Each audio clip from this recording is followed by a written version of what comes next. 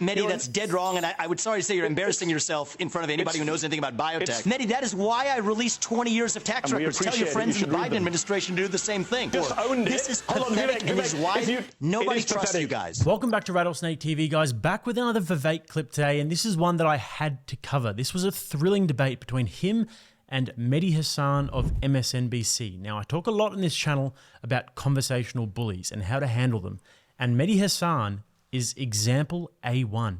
And Vivek puts on an absolute masterclass with how to handle them. Plus, we get to see a different side of Vivek where towards the end, he takes the gloves off and shows us that if need be, he can get in a dirty bare-knuckle boxing fight. So with that, let's get ready to rumble! So you talk about your business background. Let's talk about that. You made your name and made a lot of your early big money from pushing an Alzheimer's drug that had already failed 4 clinical trials when you bought it. You then talked it up on CNBC, in Forbes, on the cover. Your company's subsidiary shot up by billions in value when it went public in 2015. But then the drug failed its phase 3 trial on your watch. The company lost 75% of its value in a single day. Ordinary investors like the California State Teachers Pension Fund lost hundreds of thousands of dollars. But you cashed out beforehand via your parent company to the tune of, I believe, over $37 million. Your critics say it's a classic pump and dump scheme. What do you say to them? Yeah, Mehdi, that's the standard opposition research during politics reading line. Anybody in the biotech industry knows this story very well. 99.7% of Alzheimer's drugs have failed. That's thousands of drugs. Mine was one of them. But the company I founded, Roivant, developed a range of medicines. And the way I made my money was not through the failure of that Alzheimer's drug. This is one of the pieces of misinformation from opposition research. I could have sold shares in that subsidiary Alzheimer's company, but didn't. So the person who was hurt by that was me. Hold on. But you say this a lot, but you did sell shares in Roivant, and you made $37 million. And Mehdi, $37 million. Mehdi, I think you owe it to your audience. Mehdi, I think you owe it to your audience to be accurate. That is shares in a different company, not Axovant, and those shares that I sold are worth. And those shares are worth dramatically more today. So I would have made more money had I held on to those shares. Okay, guys, so I'm going to let the rest of the exchange play out, which is absolutely brilliant.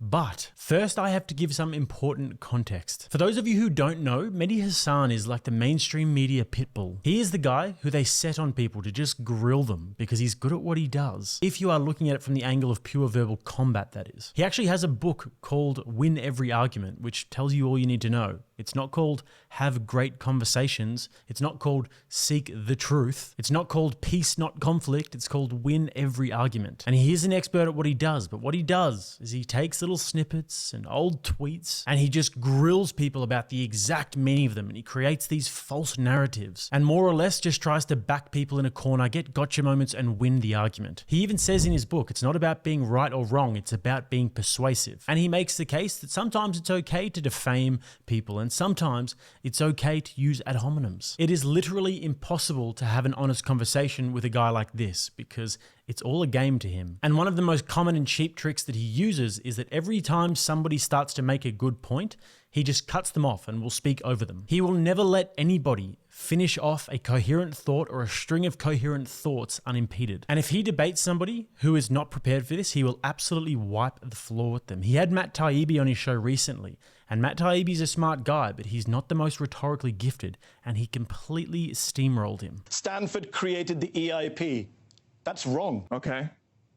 All right, well then that is an error. But if he thinks he can win every debate, he was wrong about that, because Vivek totally exposes him here, which I've never seen anybody do to Mehdi. So watch very closely how Vivek handles objections in this following clip and throughout the rest of the debate, and also how Vivek carries himself in general. So don't believe what the opposition research purveys through the media. It's not opposition research. We looked at your tax returns, which you very kindly have released. Yeah, exactly. And you made voluntarily released because I want to be transparent. You made 300 grand in 2014 on capital gains. In 2015, after the IPO of this Axovant, you made $37 million in capital gains. Yet others didn't make that kind of money.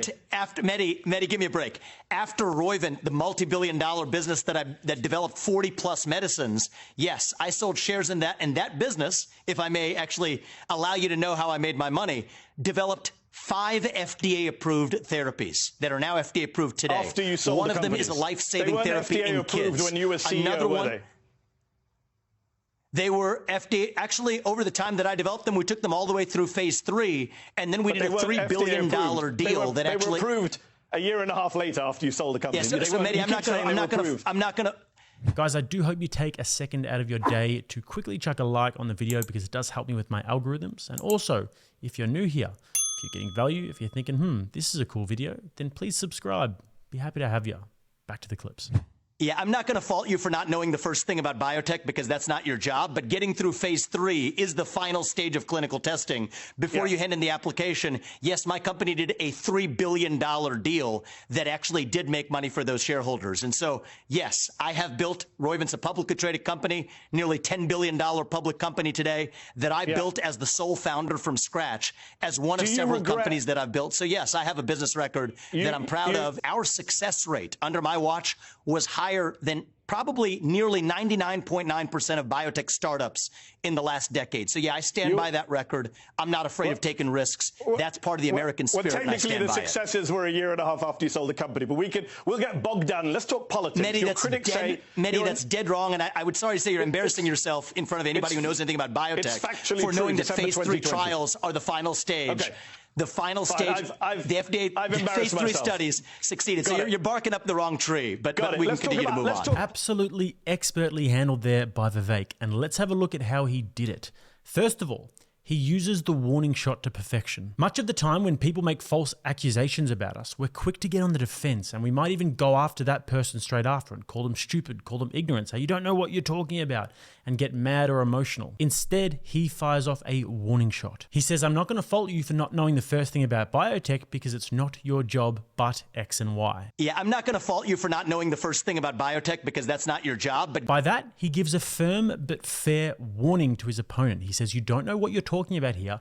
You are way out of your depths. But despite that, I'm going to be magnanimous and I'm going to allow you a soft exit. So move along with grace or I will bring the big guns out. But Mehdi doesn't get the message and he's too proud to move on there. Even though he was presented with the facts and it's clearly not his lane. He thought he would try and outsmart him and use cheap debate tactics, but no, not with Vivek. You see, Vivek saw what he did. He tried to get the last word and say, oh, but let's agree to disagree and let's move on to this. And he was having absolutely none of it. We'll get bogged down. Let's talk politics. Most people would probably just take it, maybe mutter something, but pretty much be happy to just move on. But Vivek held him totally accountable for what he said. He did not even flinch and he called him out for embarrassing himself. You're embarrassing yourself in front of anybody who knows anything about biotech. And he also stayed super composed and looked happy and calm. And it gives off the impression that this guy has no idea what he's talking about and he is plain wrong. First round goes to Vivek. Now for the next part of the debate, and arguably my favorite part, considering who his opponent is. Let's watch him completely and utterly destroy Mehdi at his own game. Watch closely, see what you guys pick up, and I'll check back in after. Between November 4th and January 6th, I think it was an opportunity for heroism. Just to be clear, you never said anything about said it every step. Let's play the clip. Guys, do we have the clip? I've said this in countless forums. Let's have a listen to the clip. On your Chuck Todd splice script, in all of my written statements and everything I've said, hold on, we're playing the clip right now. In that period, between the election, here's what I would have said. We need single-day voting on Election Day. We need paper ballots, and we need government-issued ID matching the voter file. And if we achieve that, then we have achieved victory, and we should not have any further complaint about election integrity. So what would you have done through the Senate? So what would you have done with Mike Pence? You would have not certified the election? So in my capacity as president of the Senate, I would have led through that level of reform. Then on that condition, certified the election results, served it up to the president, President Trump, then to sign that into law, and on January 7th, declared the re-election campaign pursuant to a free and fair election. Vivek, not only do you not mention anything about November, but let's say you did do November. That joint session was not a legislative session. Ambitious. The vice president doesn't have the power to introduce legislation. Neither party would have backed such a bill. Oh, come on, and it couldn't have been passed in a day. The fact of the matter is, naive stuff. The president. The president and vice president absolutely drive legislation through Congress. That is exactly how things work. But Trump wasn't doing legislation. Now, he was busy pushing the big lie, as you pointed out yourself in your books. Well, so he wasn't and there. I wasn't Mike the vice president of the United States. Passed a bill, but I was not the vice president of the United States. Mike Pence, you guys in the media, you guys in the MSNBC crack me up to sort of create a hypothetical situation to say, if you had been vice president, what would you have been doing? I'm telling you exactly what I've been doing, but you're saying, but that's not what Donald Trump was doing. This is Mike a joke. Pence asked you, Let's actually have a substantive conversation. Do you want to have a substantive conversation about what should have happened, or do you want to play a game of gotcha? Because you have the choice. The choice is yours. Do you actually want to have a substantive conversation? If you do, I'm down to do it. Do you want a substantive conversation? What we need. You said substantive 4 times. Actually, if you want to get a word in, you know, if you're going to speak the truth and ask a legitimate question, have at it. I think it is a legitimate question. Multiple people wondered about your knowledge of how Congress works, suggesting Mike Pence, by the way, on the debate stage, asked you if you would have supported what he did. It's not an MSNBC question. It's a Republican vice president question. Yes. So fine, you don't want to answer it. And what I'm saying is it was a missed opportunity for heroism, not in one day, but I think that in a period of 2 months. And I think you're a smart guy. It couldn't have been done in a lame duck Congress, American Vivek. You're confidence. A smart guy. You know it couldn't have been done in 2 months. I think under extraordinary circumstances, in extraordinary times, we have an American Confidence in Elections Act. It's literally making its way through Congress now. ACE. I support it. I think if we had gotten that done during that window, further we said single-day voting on election day as a national holiday. And Mitch McConnell wouldn't have agreed to a national holiday. Democrats should agree to it. We can argue forever. I think Democrats should agree to it. That's a different argument. That's what I stand for. I think we're still going to get that done when I'm the president. Okay. When I'm the president, not in some fantasy land where I was vice president in some other year in the historical history. Let's talk about you as president. In actual, what I'm running for, Understood. This is what we're going to do. Let me ask a question so we don't run out of time. Please don't filibuster. I just want to ask a question about when you're president. Oh, how satisfying that is. Now, I know this is a frustrating debate to watch if you're a normal human being and you want to see thoughtful questions and thoughtful responses. And 2 people having a conversation about how to make the world a better place. But from a debating perspective, Vivek is putting on a clinic. Now Mehdi is the one saying, let me finish, let me ask one question. He is visibly frustrated because he's getting demolished at his own game. He is so used to bullying people and steamrolling them until eventually they just give up. But not this time. Every single time he tries to interrupt Vivek and he tries to bully him, Vivek does not take a single step back. We have a substantive conversation. Do you want to have a substantive conversation about what He stands his ground and just keeps talking through the interruptions and says what he needs to say. And what's also important is that he holds the same vocal cadence throughout. Normally, when people are interrupting you, you start to speak a little bit quicker. You want to get your points out a little bit quicker and it throws you off. You're trying to rush so that you can get the breadth of your thought out as quick as possible. And this is exactly what a conversational bully like Mehdi wants. He wants you to be constantly on edge, rushing your speech with a thought in the back of your head all the time that somebody's about to interrupt me, which scrambles your thought process even more and doesn't allow you to give a coherent response. That, we were sort of created to fill the gaps. But no, that's not what you say in the tweet. But Vivek doesn't allow that. He speaks on his own terms, at his own pace, and he finishes when he wants to finish. This, ladies and gentlemen, is how you handle a conversational bully. You cannot let them dictate your speech and the rhythm and direction of the conversation by using cheap tactics. You must dance to your own rhythm, even if they keep on trying to change the song. 2 rounds to 0, Vivek. Is Donald Trump, as you say now, the best president of the 21st century, who you say you want as an advisor and a mentor if you become president? Or is Trump, as you've said in the past, in your books, on Twitter, a, quote, sore loser who is a, quote, danger to democracy and who did, quote, downright abhorrent and egregious things on January the 6th? Which one is he, Vivek? So to be crystal clear, between George Bush, Barack Obama, Joe Biden, and Donald Trump, those are the presidents of the 21st century. Donald Trump is unambiguously, as judged by the results, the best president of the 21st century. Kept us out of wars, grew the economy. I give him full credit for that. I want to build on that foundation and take this country to the next level. But you've also called him a sore loser who is a danger to democracy. Those are strong words. Would I have made the same judgments that he has made at every step of the way? No. I will remind you that I am running for U.S. president because I am best positioned to lead this country forward. Can I ask you what they are, Vivek? Yes. You say he behaved in downright abhorrent behavior that makes him a danger to democracy. What was it that was downright? Tell me what he did that was downright abhorrent. Let's actually be... let's actually be really fair to your audience. So on January 10th, 2021, thereabouts, days after that incident, I wrote an op-ed in the Wall Street Journal arguing that censorship was the real cause of what happened on January 6th. When asked in response, somebody asked me the question, are you...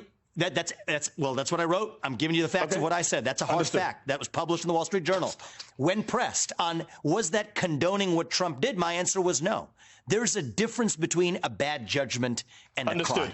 And we you're need avoiding to be able to tell the difference in this country. What did Donald Trump do, no, I'm not avoiding in your view, that was downright abhorrent? Second time I think that the thing that I would have done differently if I were in his shoes not what I asked, is Vivek, I would have respect. declared re-election on January 7th. I'll ask it a third time. That's exactly the thing I would have done. What did Trump do that was egregious, quote, downright abhorrent, and a danger to democracy? Can you just explain to our viewers? Your words.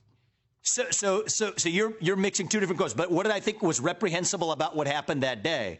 Look, I think that the way a true leader should have handled that situation should have been to actually say, this is me running for re-election, not actually litigating what is already passed and behind us. And I would have done things differently. That is not a crime, though, what he did. I understand. And the reason I have been so vehement... You keep saying what you would have done. I just want to hear from your mouth. No, unless you're scared of him, why won't you say what he did that was downright abhorrent? I'm not going to let you...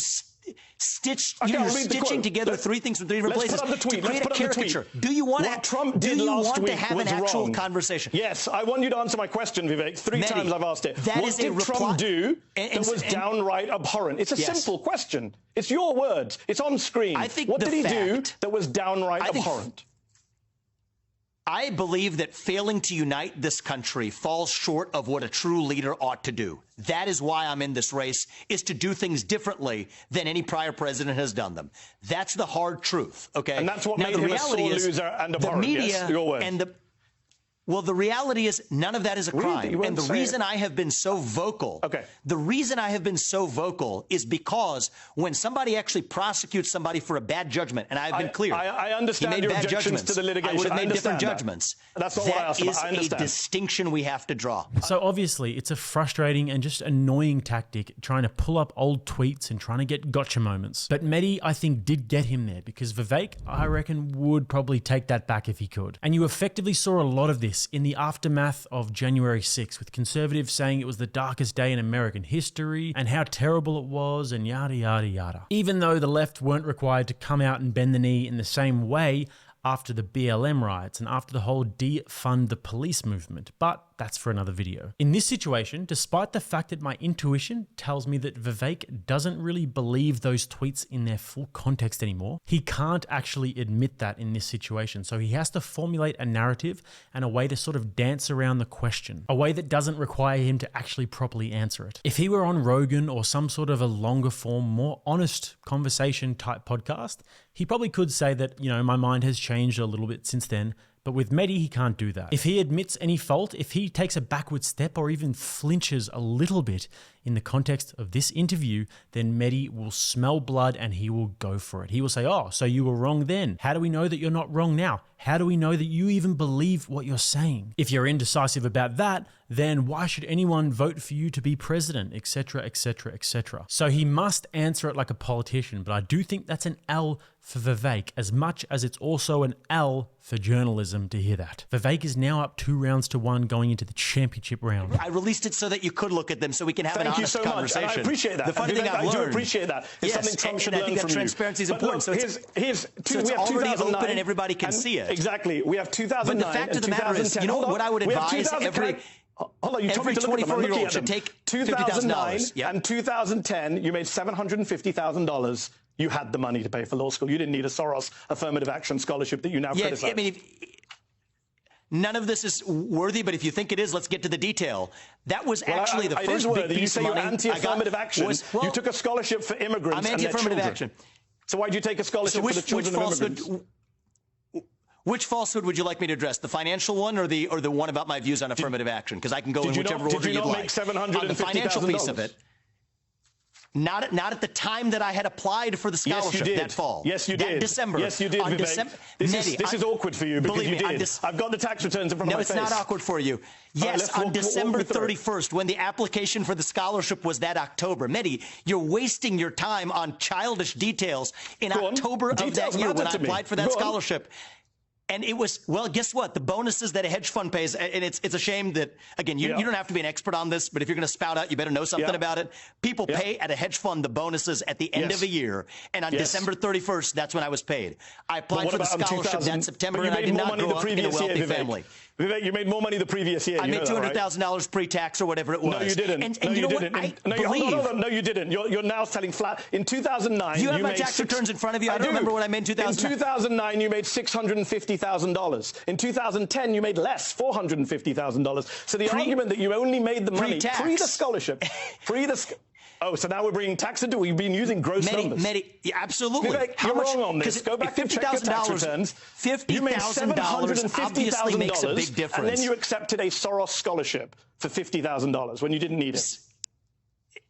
Well, you know what the fact is, Mehdi, is $50,000 did make a big difference to me back then. And anybody who has a few $100,000 in the bank is going to take $50,000 without strings attached. Take the scholarship. But my question for you is, why on earth are you, as an intelligent person interested in politics, obsessing over a 24-year-old $50,000 scholarship? I'm interested in truth, beneath you. We have a country to fix. That you wear. And I'm interested in truth. And Mehdi, that's why I released 20 years. Mehdi, that is why I released 20 years of tax records. Tell your friends in the Biden administration to do the same thing. Tell your Democrat candidates to do the same thing. We've gone over time. We're breaking precedents, and I think it is pathetic. I just think it is sad and pathetic that that we have important issues to talk about for the future of a country, and you're talking about a $50,000 scholarship in 2010 to go to Yale Law School when I was 24. If you just owned it. This is pathetic, and is why nobody trusts you guys. It is pathetic in your view, but you paid a Wikipedia editor who then removed it. So clearly it's something you didn't want people to read about. Last question, because we've gone over time and I respect you. Who also said I was born in India. Who also said I was born in India and misspelled and got my wife's name wrong. So yes, we actually need to correct facts when people are playing this game. Vivek with the KO. He's so right, because it's okay to be skeptical like we saw Anomaly was, but it's not okay to come into these conversations in a bad faith manner. Just trying to get gotcha moments. And as Vivek said, not asking any substantive questions. It is pathetic, and that's why no one trusts them anymore, and that's why they are dying a slow and equally pathetic death. And every time a guy like Vivek comes on the show and exposes them, it is just another nail in the coffin. So thanks for watching, guys, and if you didn't know already, I'm doing exclusive content on Locals. I'm doing a weekly recap of all my favorite clips throughout the week and watching them. That's going to be happening once a week. And also, I'm going to be engaging with you guys a lot more about the people that I'm bringing on the podcast, getting questions from you guys, and might even do a book club in the next few weeks. But open to suggestions, so hope to see you over at Locals. That link will be in the bio and at the top of the comments. And if you want to watch another video, click right here. Till next time, I'm Jake. This is RattlesnakeTV, keeping you armed and dangerous.